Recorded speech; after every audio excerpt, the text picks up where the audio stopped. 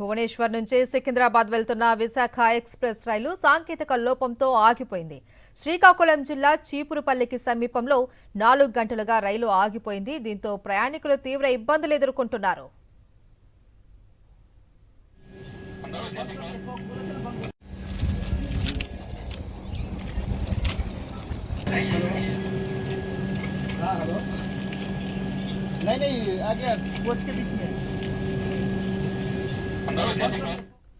భువనేశ్వర్ నుంచి సికింద్రాబాద్ వెళ్తున్న విశాఖ ఎక్స్ప్రెస్ సాంకేతిక లోపంతో ఆగిపోయింది.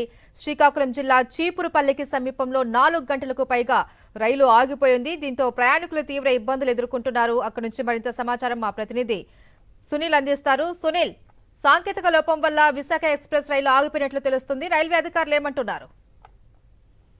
మహేశ్వరి, భువనేశ్వర్ నుండి సికింద్రాబాద్ వెళ్తున్న విశాఖ ఎక్స్ప్రెస్ రైలు సాంకేతిక లోపం కారణంగా 4 గంటలకు పైగా పట్టాలపైన నిలిచిపోయింది.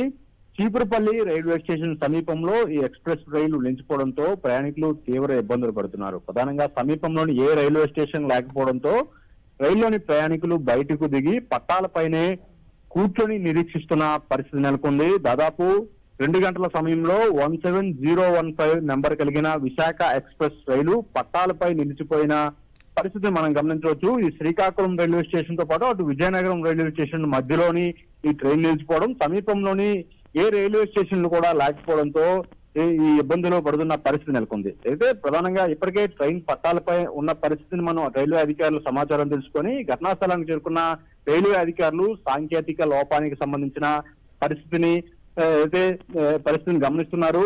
అయితే లోపాన్ని పరిశీలించే ప్రయత్నం చేస్తున్న పరిస్థితి నెలకొంది. అయితే ట్రైన్ లోని సాంకేతిక లోపాలతో నిలిచిపోయిన పరిస్థితి ఇప్పటికే రైల్వే అధికారులు ప్రయాణికులు కూడా సమాచారం అందించారు.